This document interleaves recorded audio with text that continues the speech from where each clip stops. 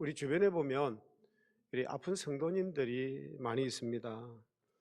또 이렇게 이제 사업도 어렵고 또 힘들어하는 이런 분들이 있습니다. 그래서 대체로 우리 이제 믿는 분들이 이런 이야기를 많이 하죠. 집사님 기도하겠습니다. 하나님께 고쳐 주실 것입니다.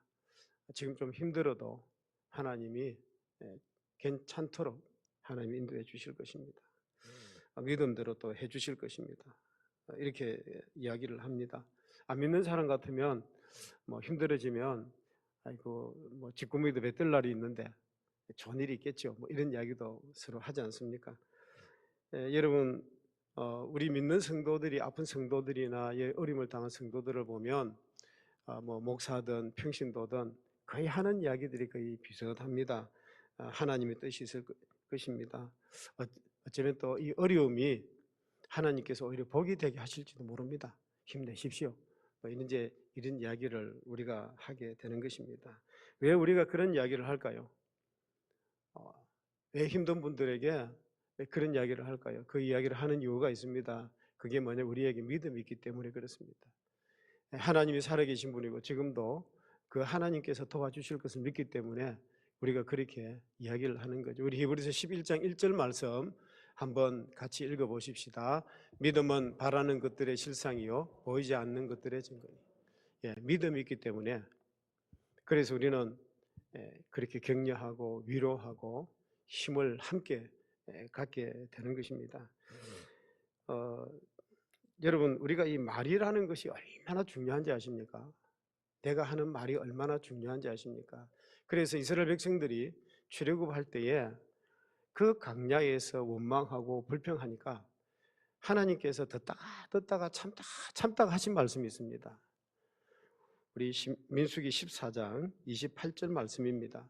같이 한번 읽어보십시다. 그들에게 이르기를 여호와의 말씀에 내 삶을 두고 맹세하노라. 너희 말이 내 귀에 들린 대로 내가 너희에게 행하리라.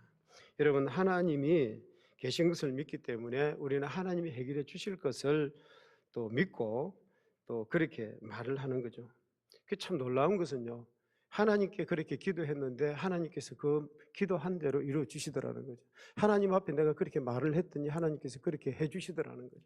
그런데 하나님께서 하시는 말씀이 뭡니까? 내 삶을 두고 맹세하노라. 너희 말이 내 귀에 들린 대로 너희에게 행하리라. 그러니까 내가 이렇게 말을 할 때에 우리가 폭력적이고 부정적인 말을 하면 결국은 그 말이요 그대로 이루어진다는 거죠. 그러니까 우리가 말을 참 조심해야 됩니다. 특별히 우리 믿는 사람들은 우리가 믿기 때문에 우리가 말하는 것을 하나님이 들으시는 거죠. 이스라엘 백성들이 그 광야길을 가면서 뭐 하나님이 들으실 줄 누가 알았겠습니까? 그런데 하나님이 다 듣고 계신다는 거예요. 그리고 너 내 귀에 들린 대로 너희에게 뭐 하시겠다고요? 내가 그렇게 행하겠다. 결국 그들은 이스라엘 백성들은요, 그들은 가나안 땅에 못 들어갔던 거죠. 왜냐하면 그들이 말한 대로 하나님께서 그렇게 이루어 주신 것입니다. 여러분이 참 이 경제도 어렵고 그러다 보니까 어쩌면 여러 가지로 다 어렵지 않습니까? 우리가 이런 어려울 때에 중요한 것은 뭐냐 하면 우리가 어떤 이야기를 나누어야 하느냐 하면 문제가 있을 때에 그 문제에다 초점을 맞추지 말라는 거죠. 문제에다가 초점을 맞추면 그 문제 속에 내가 빠져들어가서 헤어놓지를 못합니다. 그러니까 우리 믿는 사람들은 문제를 바라보는 것이 아니고 누구를 바라봅니까? 하나님을 바라보셔야 돼요. 하나님을 바라볼 때에 하나님 앞에 기도할 때에 하나님께서 우리에게 지혜도 주시고 귀를 열어주시고 사람을 만나게 하시고 귀를 만들어 주시는 거예요. 그러니까 우리는 이 땅에 살아가면서 늘 인간적인 생각으로 말을 하는 거예요. 부정적으로, 폭력적으로. 그러다 보니까 결국은 우리의 말이 하나님께서 그대로 반응하시는 거예요.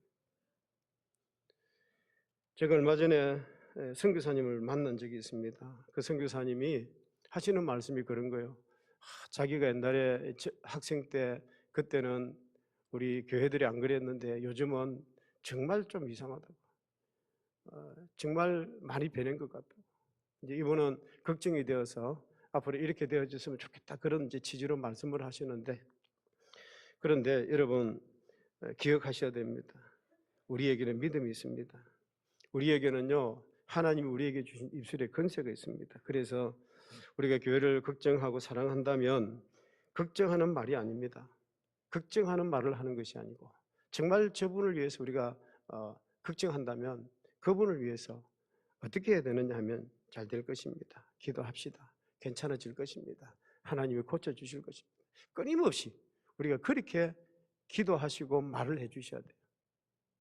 여러분 모든 사람들은 잘못되고 있는 거 다 보고 있는 거예요.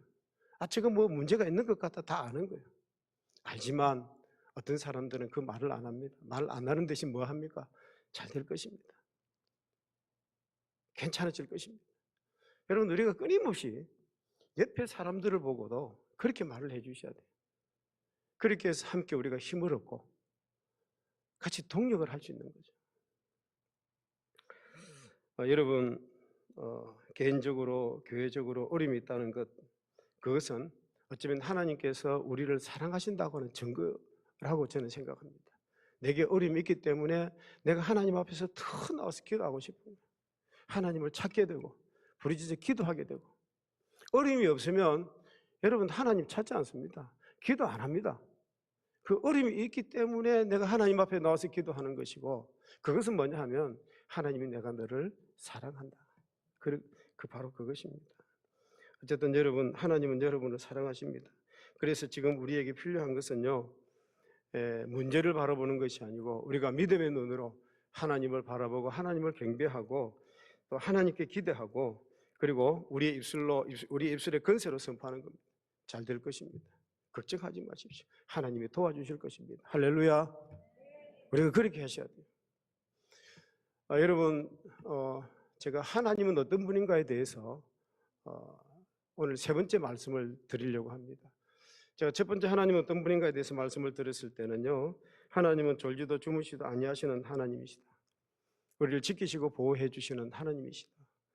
또 하나님은 그늘이 되어주시고 우리와 동행해 주시는 하나님이시다 그랬습니다. 그리고 두 번째 하나님은 어떤 분이신가에 대해서 말씀을 드릴 때 하나님과 우리의 관계는 아버지와 자식의 관계다, 부자 관계다 라고 말씀을 드렸습니다. 그 부자 관계의 아버지는, 하나님 아버지는 사랑의 아버지시다. 그 아버지는 우리를 진심으로 사랑하시는 아버지다. 또 하나님 아버지는 우리의 필요한 것을 다 아시고 우리의 필요를 채워주시는 그 아버지시다. 그래서 부양하시는 아버지다라고 말씀을 드렸습니다. 오늘 세 번째는 하나님은 어떤 분이신가? 하나님은요 창조주 하나님이십니다. 우리 창세기 1장 1절 말씀을 같이 한번 읽어보십시다. 태초에 하나님이 천지를 창조하시니라. 여기 태초라고 하는 말은요 쉽게 말하면 시간의 시작입니다. 여러분 우리 기독교의 역사관은 뭐냐 하면 반드시 시작이 있으면 끝이 있습니다. 기독교 역사관은 반드시 시작이 있으면 끝이 있습니다. 이것이 바로 기독교 역사관입니다.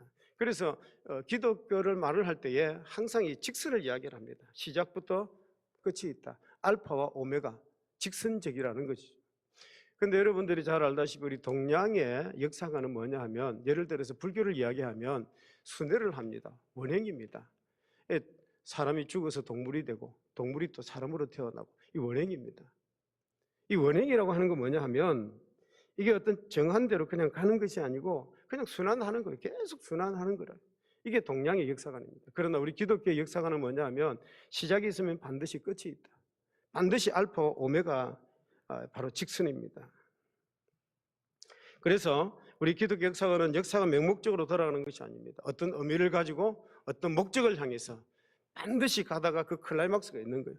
그 클라이막스가 뭐냐? 주님이 이 땅에 다시 오실 때가 있는 거예요. 주님 오실 그때가 바로 클라이막스예요. 여러분 태초에 하나님은 천지를 창조하셨습니다. 우주 공간을 창조하시고 하늘과 바다와 땅을 만드셨습니다. 자, 그런데 하늘에는 세 가지 하늘이 있습니다. 첫 번째 하늘이 뭐냐 하면 우리가 지금 살고 있는 이 대기권입니다. 새가 날아다니고 비행기가 날아다니고 사람이 숨 쉴 수 있는 이 대기권이 있습니다. 여기는 생물이 존재하는 거죠. 그래서 물질계의 생존이 가능한 대기 공간에 하늘이 있다는 거죠. 두 번째는 또 하늘이 있는데 이거는 우주권입니다. 다시 말하면 지구와 화성과 목성과 토성과 천왕성과 해왕성, 명왕성이 있는 바로 이런 우주입니다. 그런데 이 우주에는요, 사람이 살 수가 없습니다. 생명이 존재할 수가 없습니다. 그래서 우리 미국에서나 뭐 이런 화성 탐사선을 쌓아 올리지 않습니까? 미국에서 달에다가 이렇게 쌓아 올립니다. 그래서 그걸 이제 탐사를 하고 그 달에 흙을 가져오고 화성에 이렇게 흙을 가져오고 그래서 그걸 가져와서 또 연구도 하고 뭐 그렇게 합니다. 근데 그 생물이 존재하지 않는다는 거죠. 물도 없고. 근데 땅을 또 깊이 이렇게 조사를 해보니까 그 달 속에 깊은 곳에서는 물이 있더라. 뭐 화성에도 그런 거 있더라. 뭐 이런 이야기를 하고 있습니다. 그런데 실제로 생명이 존재하지 않는 곳, 바로 우주권에 있는 것이죠. 그리고 세 번째 하늘이 또 있습니다. 세 번째 하늘은 뭐냐 하면 바로 하나님의 신령한 보좌가 있는 영의 사람만이 갈 수 있는 바로 하늘, 다시 말해서 천국입니다. 자, 이렇게 하늘이라고 할 때에 삼층천을 생각할 수 있는 것처럼 우리 하나님이 지으신 이 창조는요, 너무 오묘하고 너무 신기합니다. 우리가 눈으로 보지 못하는 세계까지도 창조하신 하나님이 물질계와 생명계, 또 이렇게 인간을 만드셨습니다. 자, 그런데 여러분, 창조의 방법은 우리가 너무 잘 알고 있습니다. 우리 창세기를 통해서 이미 여러 번 들은 이야기입니다. 그래서 하나님께서 절대 근위가 있는 그 말씀으로 이 우주를 만드시는데 빛이 있으라 하심이 빛이 있었고, 하나님께서 이 우주를 만드시면서요, 전부 있으라 있으라 있으라 말씀으로 다 만드셨습니다. 궁창이 있으라 하심에 궁창이 있었습니다. 그래서 말씀이 곧 사건이 되는 거죠. 자, 그런데 여기서 제가 말씀을 드리려고 하는 것, 제가 강조하려는 것이 있습니다. 그게 뭐냐 하면 하나님께서 말씀으로 있으라 있으라 해서 이 우주를 다 만드셨지만 특별하게 만든 존재가 있습니다. 하나님이 진짜 특별하게 만든 존재가 있습니다. 그건 뭐냐 하면 바로 우리 인간들입니다. 우리 인간들, 하나님에서 만들어진 피조물이지만 다른 피조물하고는 전혀 다른 차이가 있습니다. 그것은 하나님이 직접 행동을 통해서 만드는 존재가 바로 우리 사람들입니다. 바로 저와 여러분들입니다. 자, 우리 성경에서 이렇게 말씀을 합니다. 창세기 1장 26절 같이 한번 읽어보겠습니다. 하나님이 이르시되 우리의 형상을 따라 우리의 모양대로 우리가 사람을 만들고. 자, 하나님께서 우리를 만드실 때 어떻게 만드셨다는 겁니까? 하나님의 형상을 따라 하나님의 모양대로. 여러분, 여기서 기억해야 될 것이 뭐냐면 우리라고 하는 단어입니다. 우리라고 하는 단어는요, 단수가 아니고 복수입니다.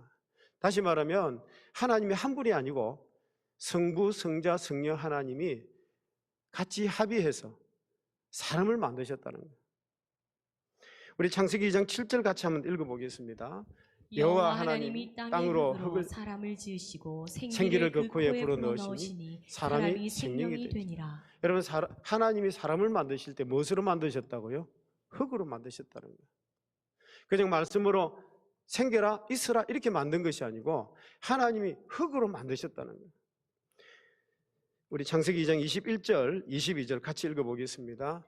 여호와 하나님이 아담을 깊이 잠들게 하시니 잠들매 그가 그 갈빗대 하나를 취하고 살로 대신 채우시고 여호와 하나님이 아담에게서 취하신 그 갈빗대로 여자를 만드시고 그를 아담에게로 이끌어오시니. 아담을 깊이 잠들게 하시고 그 아담의 갈빗대 하나를 취해서 여자를 만들었습니다.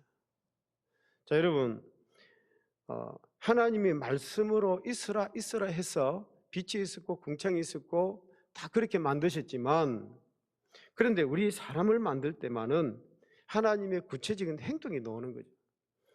자, 여호와 하나님이 흙으로 사람을 지으시니 할 때 여호와 하나님이 땅의 흙으로 사람을 지으시고, 이 지으시다라고 하는 단어는요 뭐냐 하면 조각가가 조각을 끌로 가지고 칼로 가지고 정성으로 만드는 거죠.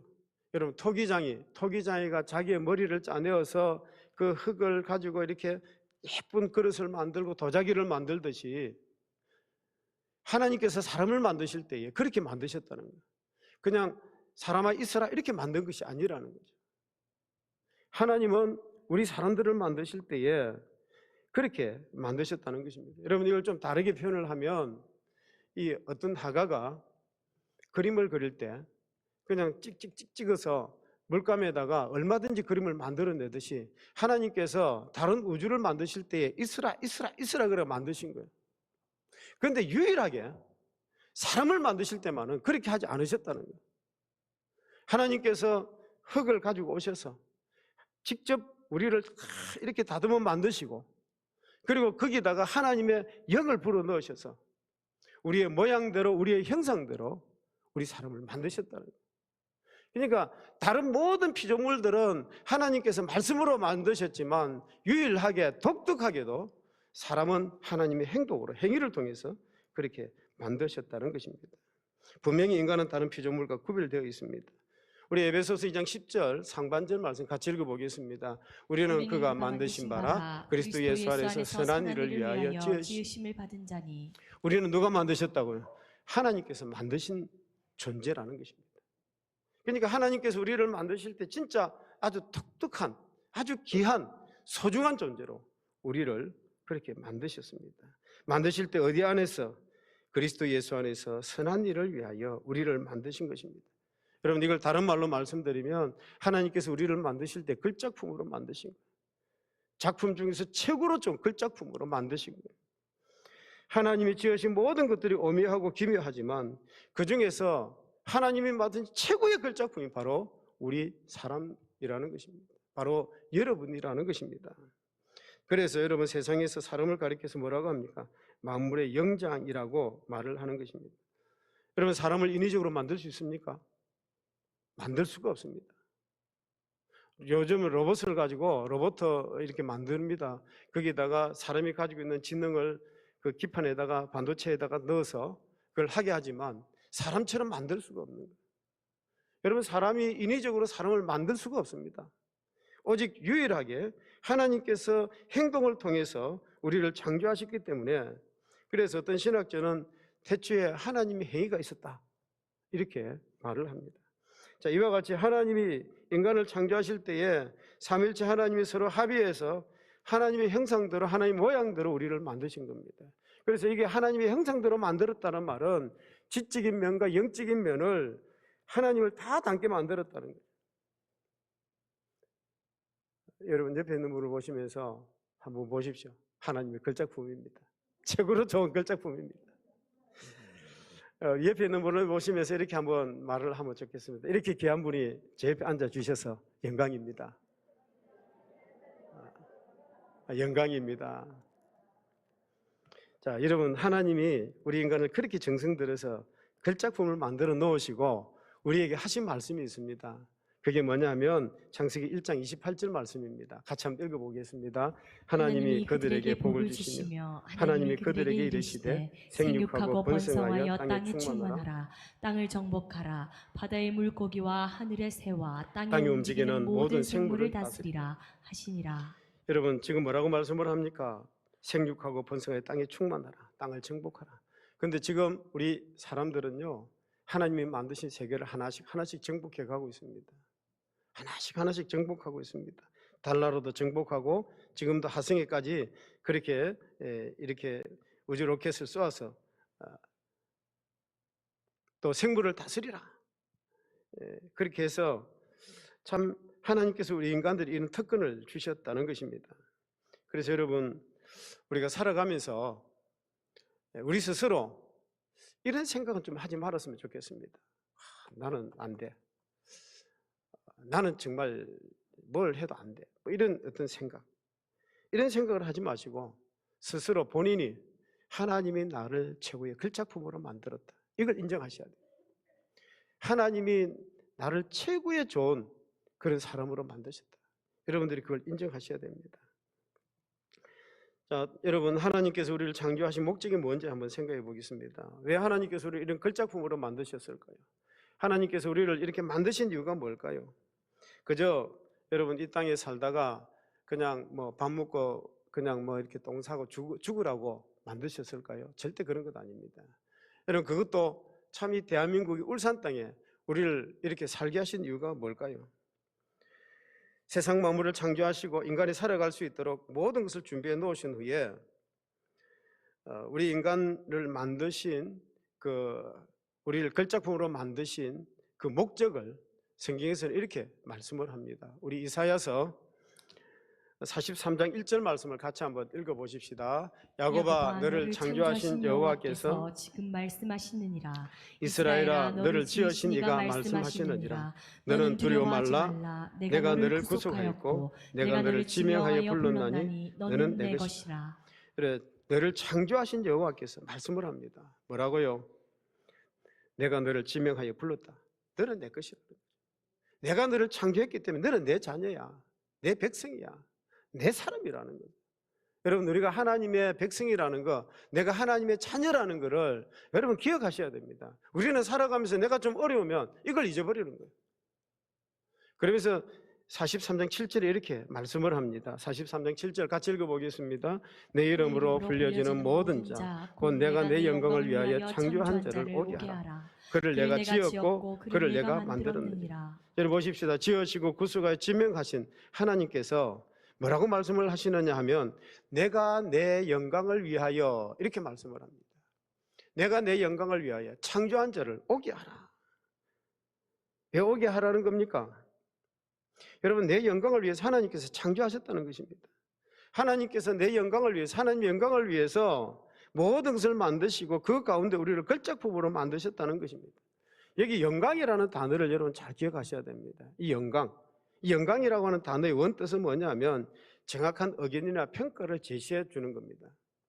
다시 말하면 여러분, 나의 삶을 통해서 하나님의 정확한 평가와 그 어떤 의견을 우리가 내릴 수 있는 방법을 우리가 내릴 수 있어야 됩니다. 그게 뭘까요? 하나님의 어떤 정확한 의견과 평가를 내릴 수 있는 게 뭐냐 하면 내가 이 땅에 살아가면서 우리가 하나님 앞에 어떤 삶을 살아가느냐는 거죠. 그것이 우리를 부르신 목적이라는 거죠. 우리를 만드신 목적이 그게 뭐냐 하면 하나님의 영광을 위해서라고 그렇게 말씀을 합니다. 영광이라고 하는 의미, 하나님에 대한 정확한 의견의 평가를 제시하는 것입니다. 그렇다면 내가 이 땅에 살아가면서 내가 하나님의 어떤 평가를 받아야 될까요?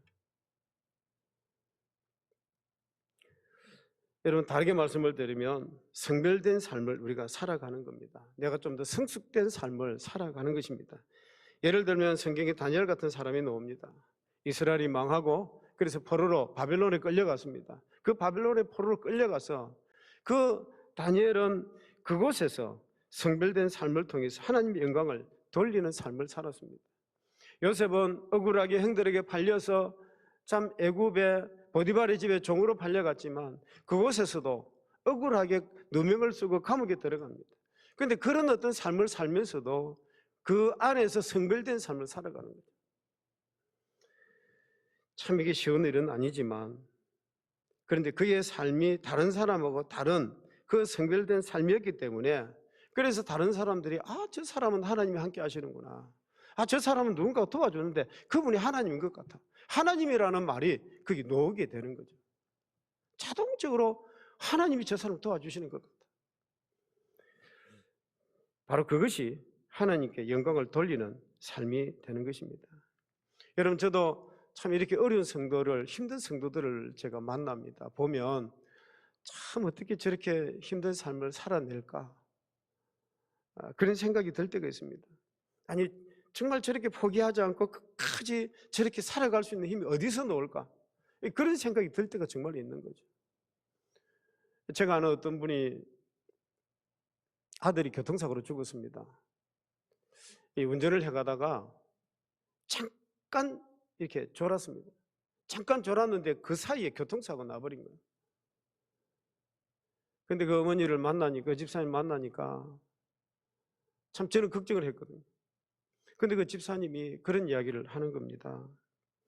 참 총각으로 죽은 것을 감사합니다. 사실 아직 장가도 못 갔어요. 그러면서 총각으로 죽은 것을 감사드립니다. 결혼해서 처자식이 있었으면 어땠겠습니까? 또 누군가가 내 아들로 인해서 피해를 당하지 않은 것을 감사드립니다. 그리고 믿음으로 살다가 죽은 것을 감사를 드립니다. 천국 간 것을 감사를 드립니다. 그렇게 말씀을 하시는 거예요. 여러분, 자식의 죽음 앞에서 그렇게 냉정하게 여유 있게 말할 수 있겠습니까? 그거 쉬운 거 아닙니다. 땅을 치고 통곡할 일인데. 그런데 정말 냉정하게 그러면서 감사를 드리고 있는 거예요. 어떻게 저렇게 할 수 있을까? 그것은 바로 믿음입니다. 하나님의 힘입니다. 그분의 믿음을 보면서 제가 도전을 받습니다. 하나님께서 저렇게 힘을 또 주시는구나. 저렇게 정말 평정할 수 있도록 저렇게 또 힘을 주시는구나.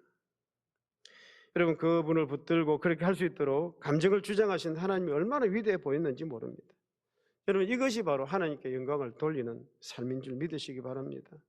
우리가 여러 모양으로 출세를 해서 사람 앞에서 정말 이렇게 드러나서 보이는 것도 영광이지만 또 범사의 우리의 삶 속에서 정말 우리의 성별된 삶을 통해서 하나님을 드러내는 것, 바로 이것도 하나님께 영광 돌리는 삶인 줄로 믿습니다. 첫 번째는 우리 하나님 영광을 돌리기 위해서 우리를 만드셨고요. 두 번째는요, 우리를 만드신 이유가 뭐냐 하면 하나님은 우리를 통해서 기쁨 받기를 원하십니다. 하나님은 나를 통해서 기쁨을 받기를 원하십니다. 요한계시록 4장 11절 같이 읽어보겠습니다. 우리 주 하나님이여 영광과 존귀와 권능을 받으시는 것이 합당하오니 주께서 만물을 지으신지라 만물이 주의 뜻대로 있었고 또 지으심을 받았나이다 하더라. 여러분, 만물이 누구의 뜻대로 있었다고 말씀을 합니까? 만물이 주의 뜻대로 있었고, 만물이 주의 뜻대로 있었고. 여러분, 하나님께서 이 우주를 만드시고 그 우주 가운데 하나님이 직접 행위를 통해서 우리 인간들 이 글작품을 만드신 이유가 뭘까요? 우리를 만드신 이유가 뭘까요? 그게 뭐냐 하면 주의 뜻을 위해서입니다. 여러분, 여기 주의 뜻이라고 하는 것은요, 우리가 지금 가지고 있는 것은 개역 개정 성경이지만 옛날 개역 성경에는 뭐라고 되어 있느냐 하면 기쁨을 위해서 이렇게 되어 있습니다. 그러니까 주의 뜻이라는 단어와 기쁨이라는 단어는 동일한 단어입니다. 다시 말씀을 드리면 하나님이 여러분과 나를 창조하신 목적은 주님의 기쁨을 위해서라는 거예요. 주님의 기쁨을 위해서. 자, 이렇게 하나님이 여러분과 나를 창조하신 목적은 주님 나라, 주님을 위해서 기쁘게 살아가라는 거죠. 여러분, 우리가 참 부모님이 우리를 어릴 때부터 태어나게 하시고 뭐 어디 펴주시고 기르시고 그렇게 해서 우리가 그 은혜를 감사해서 또 이제 부모님들이 나이가 드시고 늙으시면 자식들이 부모에게 효도하지 않습니까? 그 효도 그렇게 해야 되는 거죠. 당연히 해야 되는 거죠. 그게 뭐냐 하면 바로 부모를 기쁘시게 해드리는 것입니다. 여러분, 우리의 삶 속에서 어떻게 하나님을 기쁘시게 해드릴 수 있겠습니까? 하나님께서 개나 돼지를 향해서 너희들을 통해서 내가 기쁨 받기를 원한다 이렇게 말씀하시지 않습니다.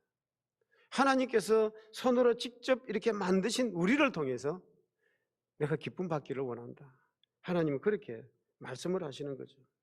그게 뭐냐 하면 내가 주의 뜻대로 사는 것입니다.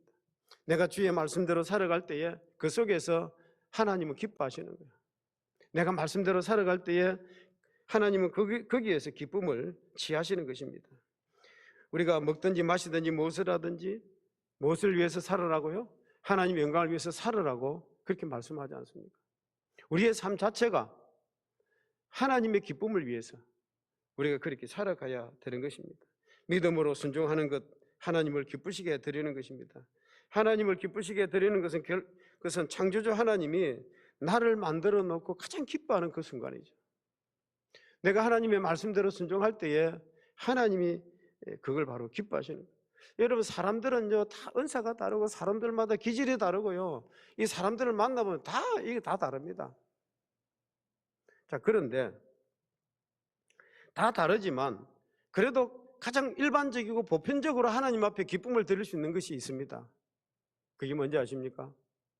가장 일반적이고 보편적으로 하나님 앞에 기쁨을 드릴 수 있는 게 뭐냐 하면 전도하는 것입니다.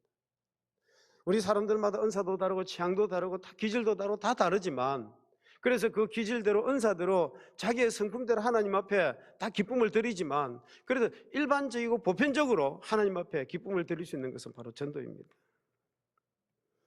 여러분 누가복음 15장에 보면 세 가지 비유가 나옵니다. 예수님의 비유가 나옵니다. 첫 번째는요, 이 100마리의 양이 우리 안에 있었습니다. 그런데 그 중에 한 마리가 튀쳐나가 버린 거예요. 그래서 목자가 가서 그 양을 찾아가지고 어깨에 짊어지고 오면서 막 노래 부르면서 막 기뻐서 돌아오는 장면이 있습니다. 두 번째는요, 어떤 부인이 10드라크마를 갖고 있었는데 그런데 그 한 드라크마를 잊어버린 거예요. 그래서 그 한 드라크마를 찾기 위해서 집안을 온통 청소를 하고 그렇게 해서 한 드라크마를 찾아서 기뻐하는 장면이 나옵니다. 그리고 세 번째는요, 탕자가 아버지의 재산을 미리 받아가지고 저 멀리 외국에 나가서 허랑방탕하고 쓰다가 거지가 되어서 아버지께로 돌아옵니다. 그런데 그 아버지에게 돌아오는 그 거지 아들을 아버지가 뺨을 때리고 이 자식 이렇게 하는 것이 아니고 그 아들을 보자마자 막 달려가서 끌어안고 막 옷을 갈아입혀주고 신발을 바꿔 신겨주고요, 손을 잡아서 잔치를 벌리는 그 기쁨이 나옵니다.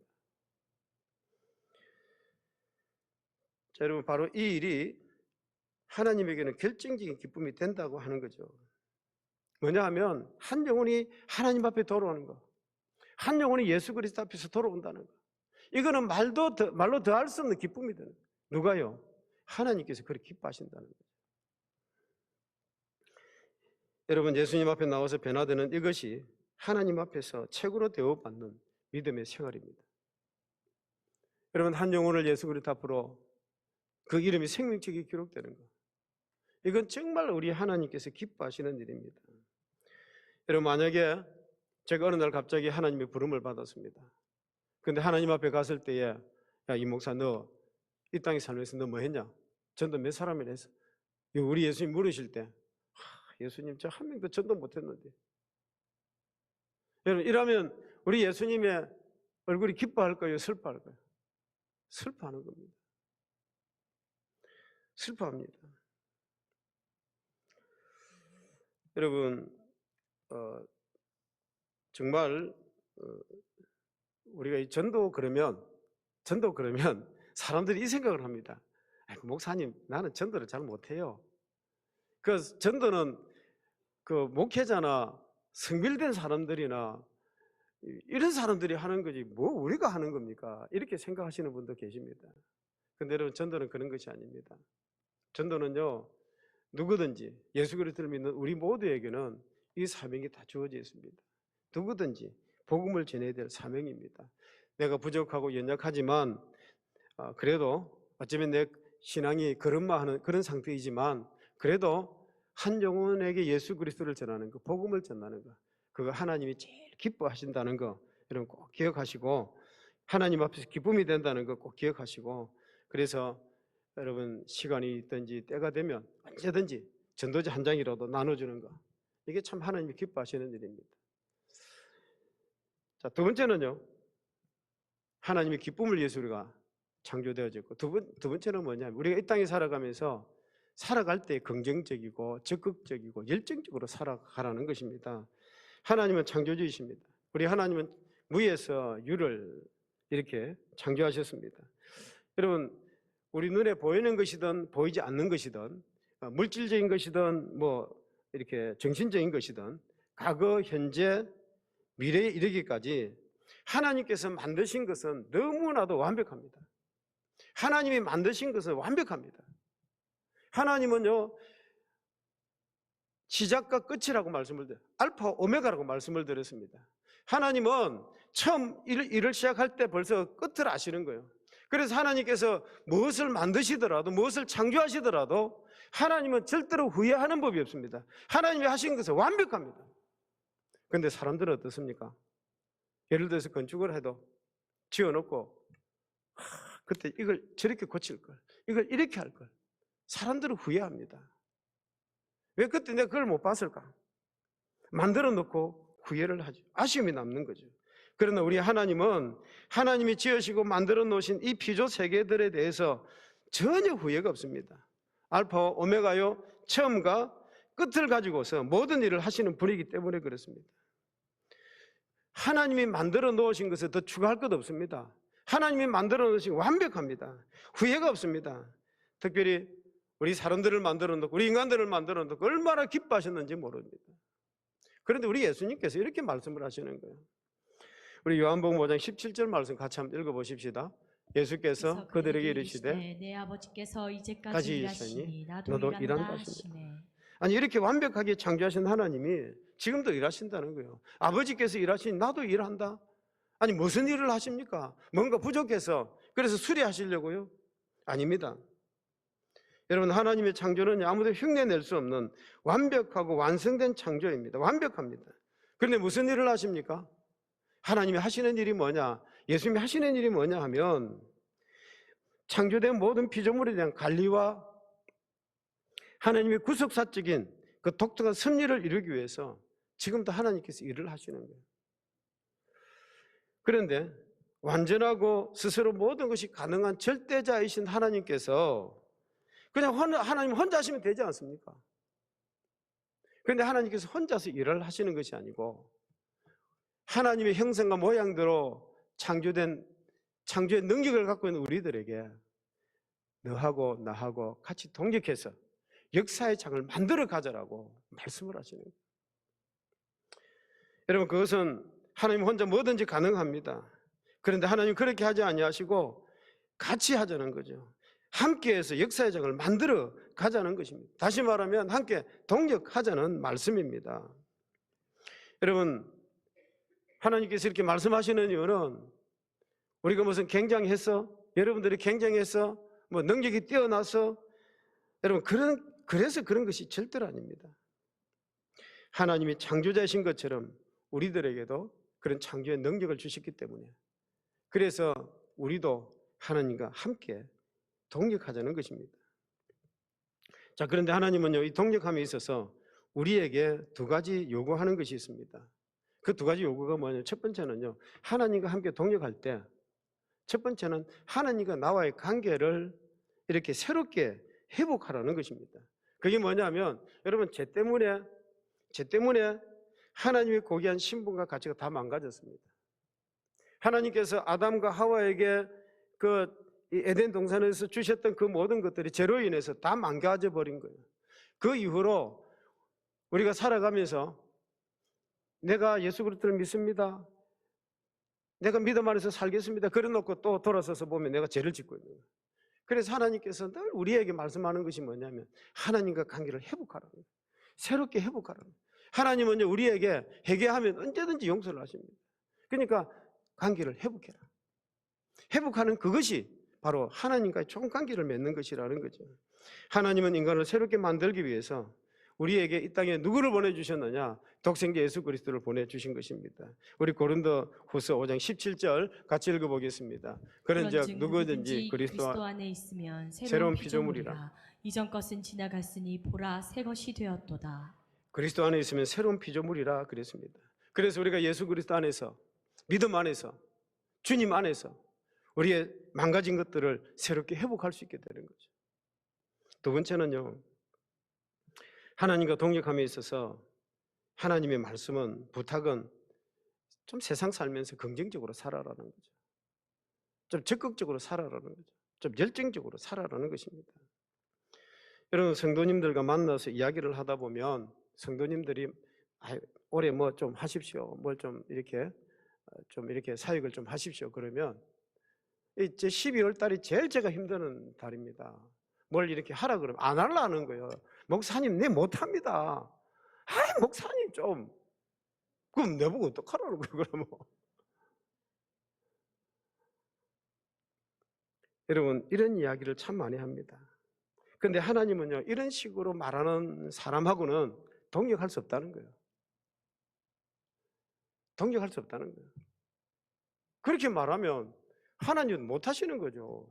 하나님은 너하고 같이 일하기를 원하시는데 목사님 나 못합니다 그러면 하나님도 못 하시는 거예요. 그냥 하나님께서 우리에게 복을 주고 싶어도 사람이 안 한다 그러면 하나님이 줄 수가 없는 거예요. 여러분, 사실 그것은 능력이 없어서가 아닙니다.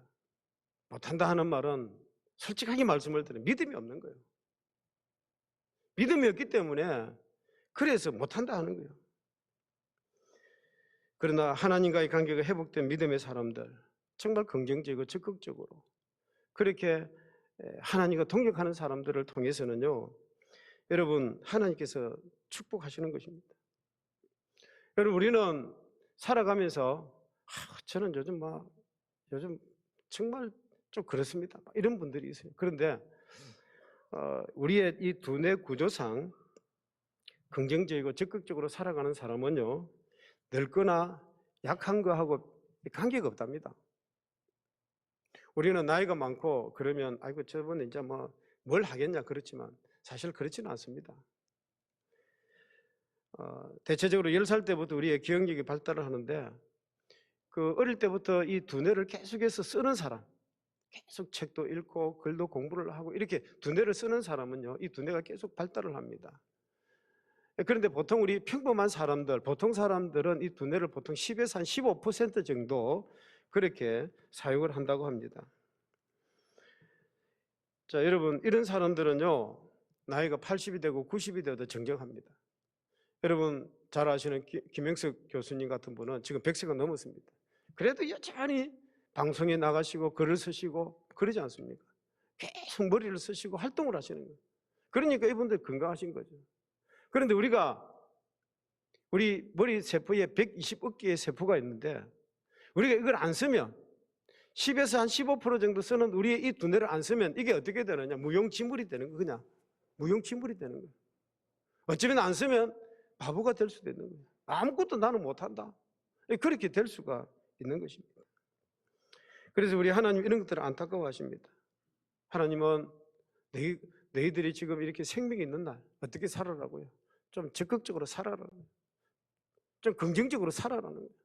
뭐든지 보면 부정적으로 막 그렇게 말하지 말고 좀 긍정적으로, 열정적으로 그렇게 해서 하나님과 동역하면서 하나님의 영광을 위해서 하나님께 기쁨을 드리면서 살아가는 여러분 되시기를 주의 이름으로 축복합니다.